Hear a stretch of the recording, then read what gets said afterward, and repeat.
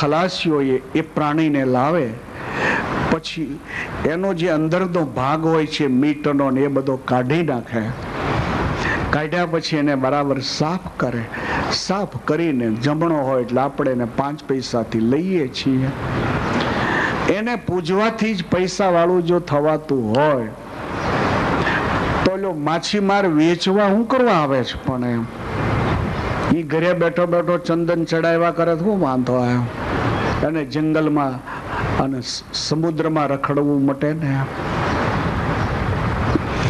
ઘણા લોકો એકાક્ષી રુદ્રાક્ષ હોય એને પહેરે કે પંચમુખી ને એકમુખી આ રુદ્રાક્ષને પહેરવાથી પૈસાનો યોગ મળે. રુદ્રાક્ષ ક્યાં પાકે છે તમે જાણો છો? આ રુદ્રાક્ષની માળા ગળામાં પહેરવાથી જો પૈસા વાળા થવાતું હોય તો એ રુદ્રાક્ષને વેચનારા વેચે શું કરવા આવ્યા? ઘણા લોકો શિયાળ શીંગીને ઘરમાં રાખતા હોય. ભગવાન સ્વામિનારાયણનો મત છે કે જેના જીવનમાં ભગવાનનો આશ્રય હોય એને માટે આ મંગળ વસ્તુ મંગળકારી બને. બાકી તો શિયાળ શીંગી હું જીવતું શિયાળિયું ઘરમાં લાવીને પૂજો ને તોય કઈ મેળ ન બેહે. હું મહુવા હતો ને પછી એક ફાર્મમાં ગયો હતો. હવે એની પાસે 100 વીઘાની નાળિયેરીનું ફાર્મ હતું. તો મેં એને સહજ ભાવે પૂછ્યું કે આમાં એકાક્ષી શ્રીફળ મળે ખરું? તો મને કે સ્વામી આવો આવો.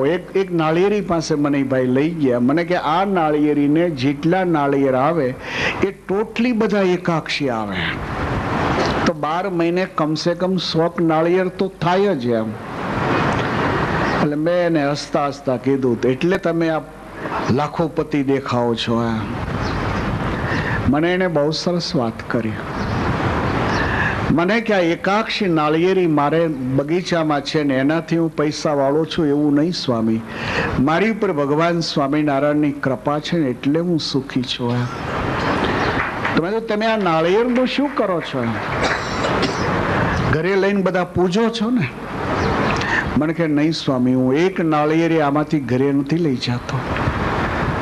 જે મારા માણસો છે ને એને આ નાળિયેર જ્યારે ઉતારે ત્યારે વેચી દઉં છું. મને કે સ્વામી નાળિયેરથી જો પૈસા વાળું થવાય, એકાક્ષી નાળિયેરથી જો પૈસા વાળું થવાય તો મારા જેટલા માણસો છે એને હું કાયમ આ નાળિયેર વેચી આપું છું. તો ઘરે બેઠા બેઠા માથે કંકુ ચડાવ્યા કરે તો એ મારા જેવા જ પૈસા વાળા ન થઈ જાય.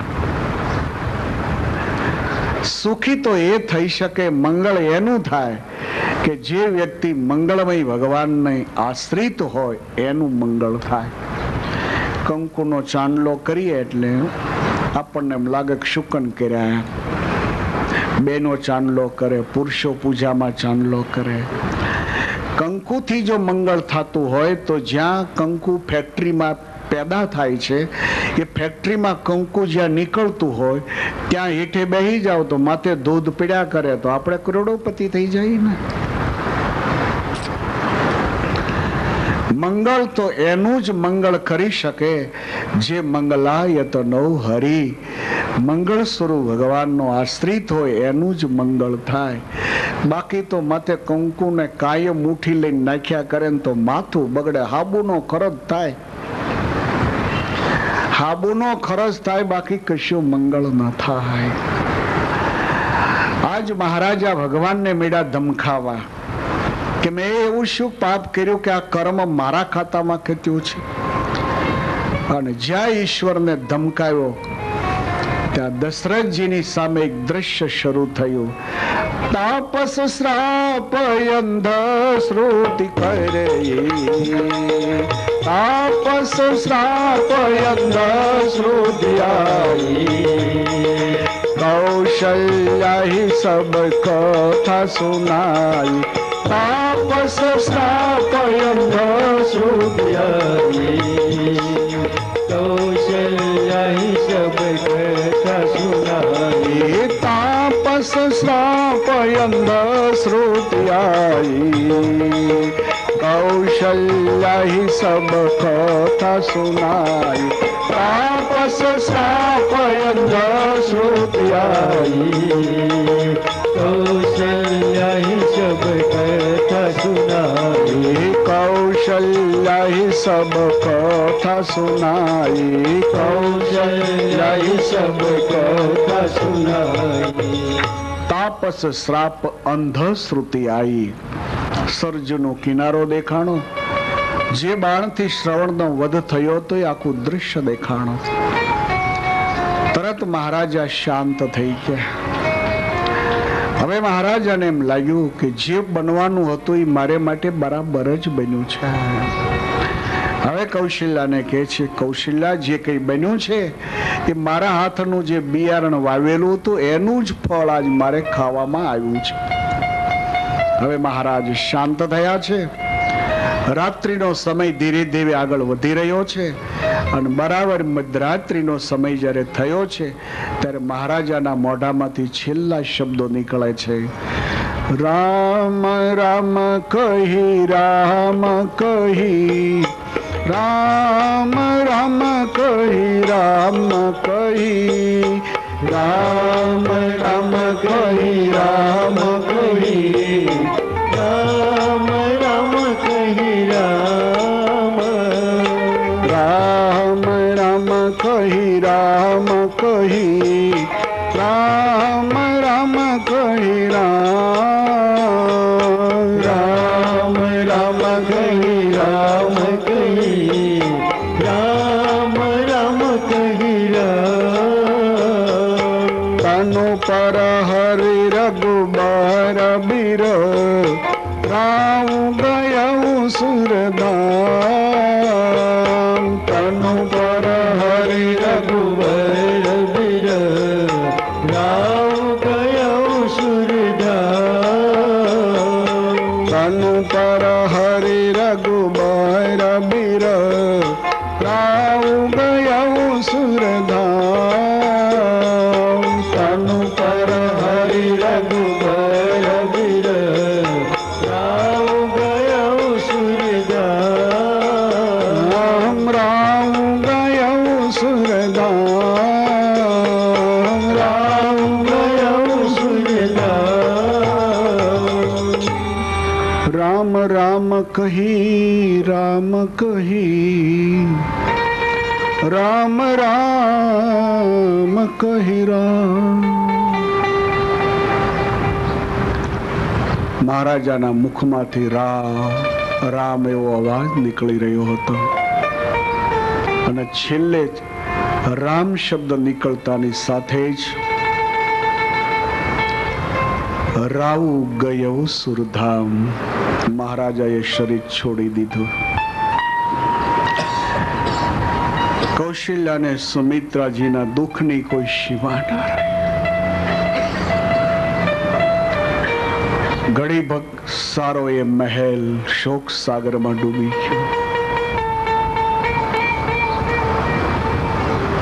એક લેસન પૂરું થયું હવે બીજું લેસન અયોધ્યા કાંડનું આ છેલ્લું લેસન જેને ભરત મિલન કહેવામાં આવે છે એક એક લેસન બહુ સુંદર છે માણસને જો યાદ રહીને તો ખરેખર બહુ સુખી થાય ભરત મિલનનું લેસન તમને લખાવી દઉં કારણ કે હવે પછીની કથા એ તો કરુણમાં ડૂબેલી કથા છે ભરત મિલનનું લેસન જ્યારે તમારી સામે આકાશ તૂટી જાય જે ન ધાર્યું હોય આવું જ્યારે બની જાય કલ્પના બહારની ઘટનાઓ જ્યારે ઘટી જાય બુદ્ધિ અથડાઈને જ્યારે પાછી પડે મનને જ્યારે કોઈ દિશા ન ચડે આવું જ્યારે બને ત્યારે વ્યક્તિએ પોતાનું બેલેન્સ જે હોય છે એ સમતુલાને કાયમ જાળવી રાખવી સમતુલાને જો નહીં જાળવી શકો તો પરિસ્થિતિ વળાંક લેશે. ભરત મિલનની કથાથી બહુ સરસ રામાયણ સમજાવશે કે બેલેન્સ કેમ પકડાય, સમતુલા કેમ પકડાય. સમતુલા કોનો અર્થ કહેવાય? બેલેન્સ એટલે શું અર્થ છે? બેલેન્સનો અર્થ એ થાય છે કે આટલી વિકટ પરિસ્થિતિ સર્જાઈ જાય જીવનમાં, છતાંય તમારું બેલેન્સ તમે જરાય ન ગુમાવો. અને આ વાત ભરતજી થકી શીખવાડી છે રામાયણ. મહારાજાના શરીરને એ સમયના કોઈ કેમિકલ્સો જે હશે, એ વખતના જે દેશી ઔષધો હશે, એ ઔષધોથી મિશ્રિત એવું તેલ, એ તેલમાં એ બોડીને બરાબર સુરક્ષિત રાખવામાં આવી છે. એક આદેશ આપ્યો છે ઘોડેસવારને કે જલ્દીથી તમે કઈ દેશમાં જાઓ અને ભરતજીને આ સમાચાર આપો. પણ એક વાત સુનો, અયોધ્યાની કોઈ પણ ઘટના ભરતજીને બિલકુલ નહીં કહેવાની. કદાચ ભરત પૂછે ને તો એમ કહેવાનું કે મુझे કોઈ પત્તા નહીં હે, આપ સ્વયં આકર દેખીએ. વશિષ્ઠજી એક ચિઠ્ઠી લખી આપી છે. એમાં લખ્યું છે, પ્રિય ભરત, આ સમાચાર મળતાની સાથે તરત જ ઘોડે સવાર થઈ અને અયોધ્યા આવવા માટે પ્રયાણ કરવું. લિખિતન ગુરુ વશિષ્ઠજીના આશીર્વાદ. ઘોડે સવાર આવ્યો છે. ભરતજીને તે જ રાત્રિમાં સ્વપ્નમાં દેખાય છે કે મારા પિતાજી દક્ષિણ દિશામાં લાલ કલરની ફૂલની માળા ગળામાં પહેરી છે અને આગળ ચાલ્યા જાય છે. બાપ અને દીકરાના હૃદયનો નાતો એક છે. મા અને દીકરાના હૃદયનો નાતો હંમેશા એક હોય છે. કુદરતી સંકેત તમને મળવાના છે. મા બાપને કોઈ તકલીફ થનારી હોય ને તો દીકરાને અવશ્ય સંકેતો મળે. એના દીકરા દીકરીઓને કઈ થનાર હોય ને તો અવશ્ય મા બાપને એના સંકેતો મળતા હોય છે. કુદરતે આ બોડી બનાવી, એમાં તો અદ્ભુત કામ કર્યું. એને અદ્ભુત કામ કર્યું. અને એમાં એને જે પ્રેમ નામનું કોઈ તત્વ બનાવ્યું, એમાં તો હાથ ધોઈ નાખ્યા. દુનિયાએ હાથ ધોઈ નાખ્યા. કેટલું સરસ આ તત્વ બનાવ્યું એને. ભરતજીને રાતમાં સપનું આવેલું. ભરત બેઠા થઈને રડતા હતા. યુધાજીત ભરતજીના મામા થાય મોટા. તો મામા કહે છે કે ભરત તને થાય છે ખબર નહીં, 2 દિવસથી તો રાતે ઊંઘતો નથી. આજે તો રડે છે કેમ? ભરત કહે છે કે મારે અયોધ્યા જવું છે. અરે ભરત, હજી થોડાક દિવસ થયા તું આવ્યો ને વળી અયોધ્યા જવું છે? જવાય છે, શી ઉતાવળ છે? શાંતિથી તું ઊંઘે. હવે તું ચિંતા નહીં કરે ભરત. હવે ભરતે બાળક રડે એમ રડવાનું ચાલુ કર્યું. મારે અયોધ્યા જવું, મારે અયોધ્યા જવું. એવી એક હઠ પકડી છે કે હવે મારે અયોધ્યા જવું છે. અંતે ભરતજીના માતામહે ભરતને રજા આપી. ખારું જા ભાઈ તું. હવે ભરત અને શત્રુઘ્ન બે અયોધ્યા આવ્યા છે. અયોધ્યાની સ્થિતિ તો ખલાસ થઈ ગયેલી હતી.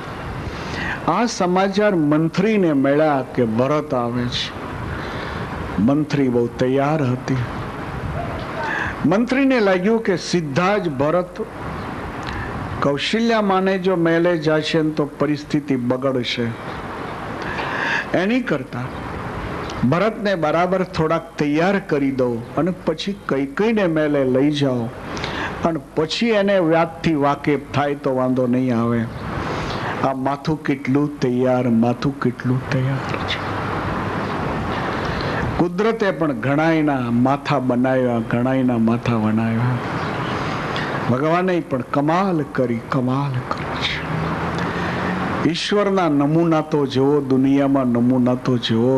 ભગવાન કેવા માથા બનાવે, કેવા માથા બનાવે છે. प्रभु लाख लाख तेरे चरण में मेरी ओर से वंदना, मैं तुम्हारी सामने हार गए हार गए हार गए. ભગવાનની સામે આપણે હારી ગયા. માણસનો ઉપયોગ ઘણીક વાર ખીલવણા તરીકે કુદરત કરતી હોય છે. જેમ રમકડું બચ્ચાના હાથમાં આવે તો બચ્ચું ક્યારેક ખોળામાં લે, વળી ક્યારેક એને બરોબર ઉઠાવે, ઘણીક વાર તો રમકડાને તોડી નાખી હોત દે. ભગવાન પણ ઘણીક વાર માણસને ખીલવણા બનાવતો હોય છે. મંથરી આવી છે.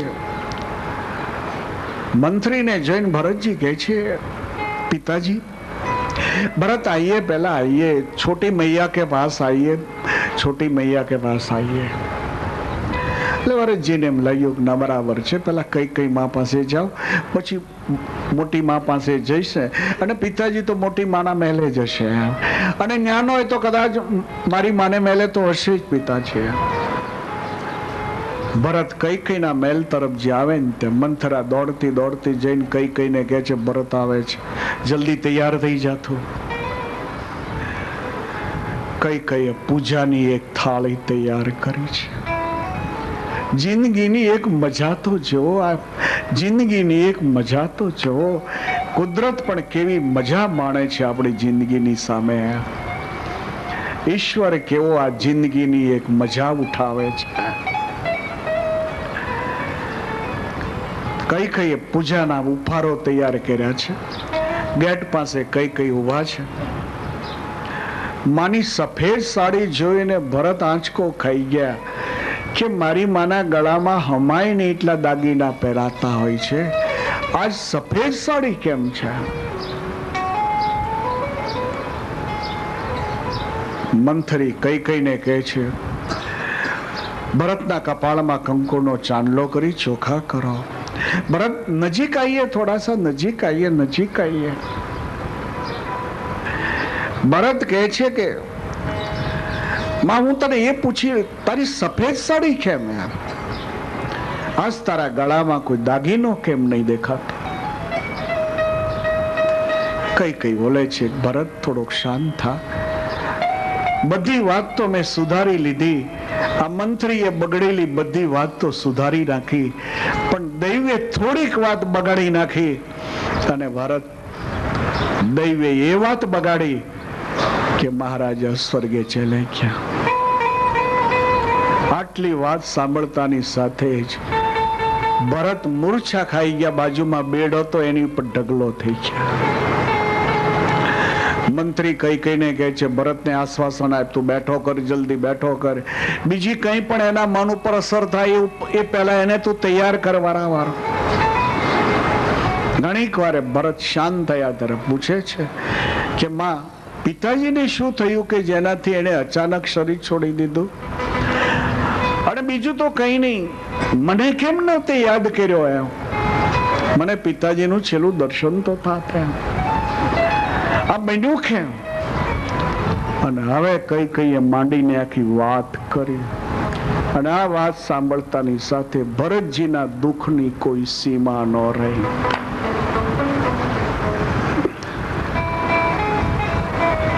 સભાન થતા કઈ કઈને ખીજાઈને કહેવા લાગ્યા કે આવી તારી ઈચ્છા હતી તો જેદી ભરતનો જન્મ થયો ત્યારે બોચી મરડીને તે મારી કેમ ન નાખ્યો ભરત? આખા રાજ કુટુંબ માટે હું જે ભયંકર જન્મ.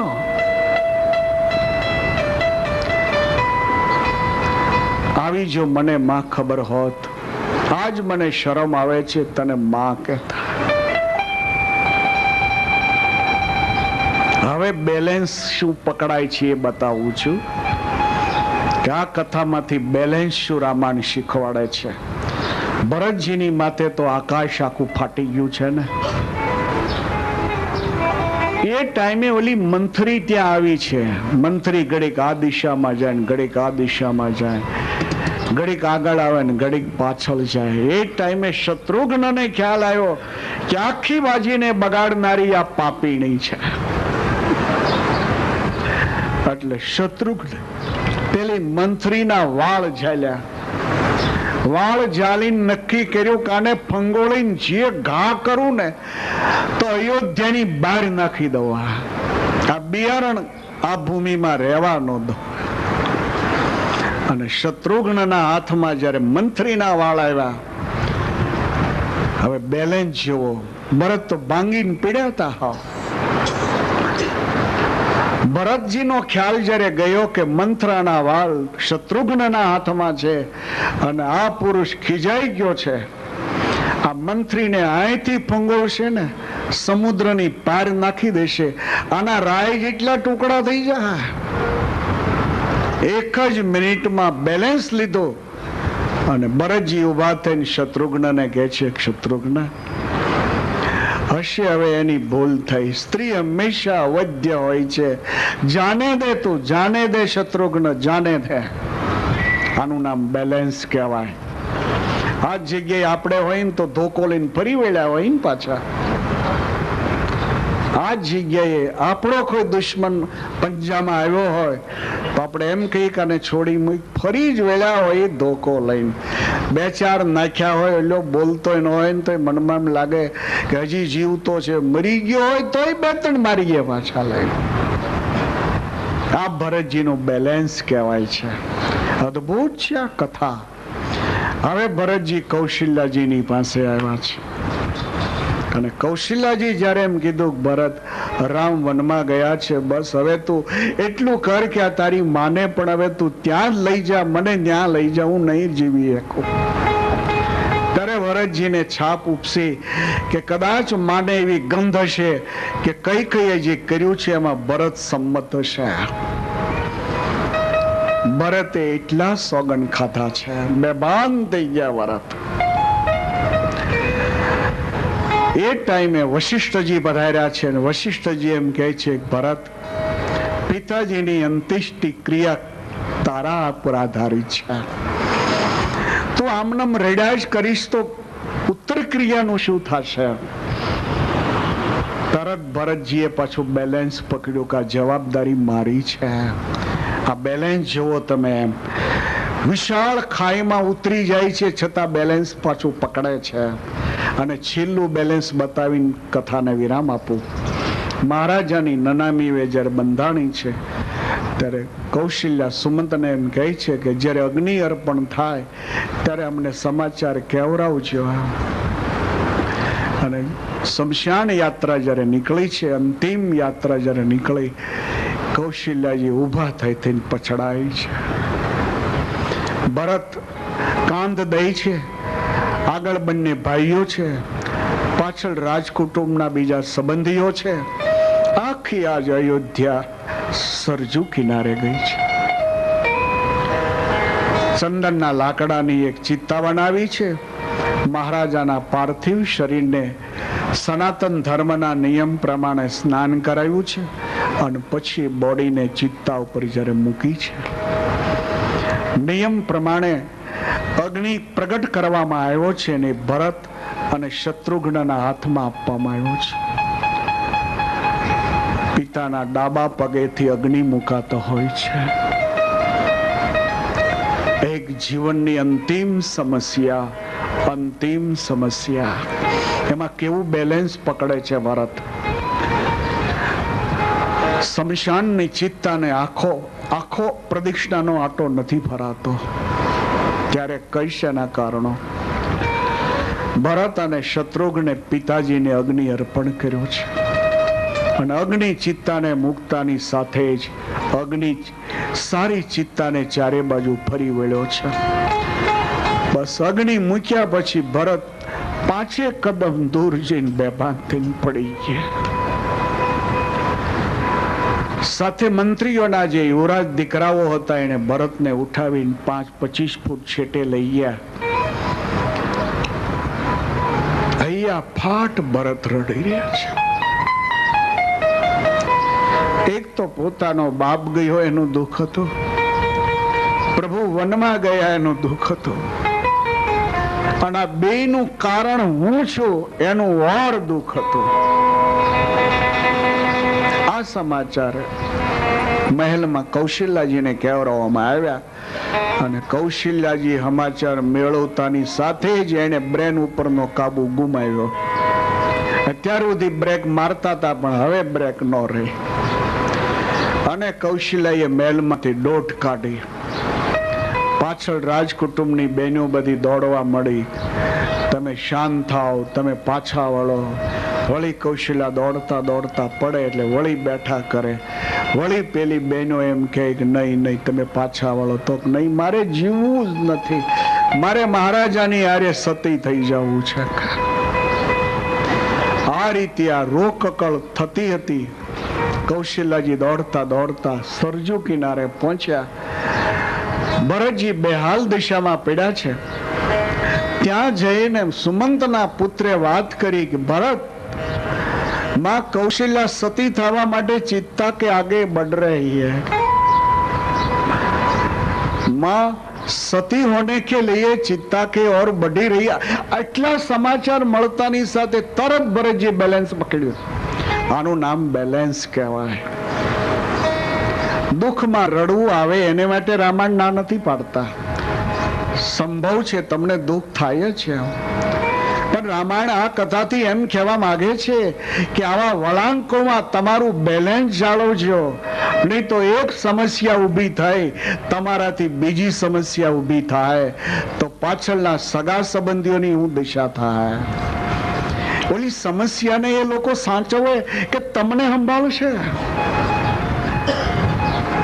ભરતજી તરત ઉભા થઈ ગયા, આંખના આંસુઓને લોહી નાખ્યા. જ્યાં કૌશલ્ય આવતા હતા ત્યાં હાથ આડા કરીને ઉભા રહ્યા છે.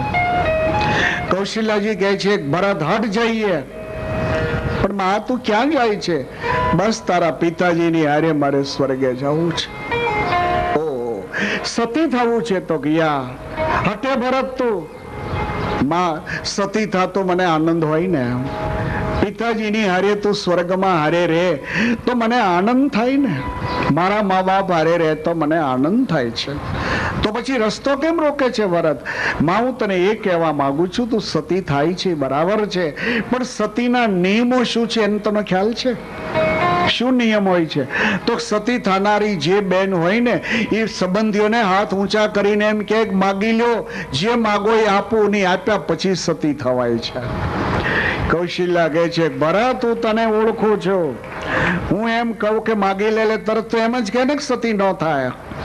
માં ન કહું ભરત તું મને સતી થવાની મના ના કરે, ન ખરું. આ ચિત્તામાં બેસી જવા માટે જઈ રહી છું, તું મના ના કરે તો ન ખરું.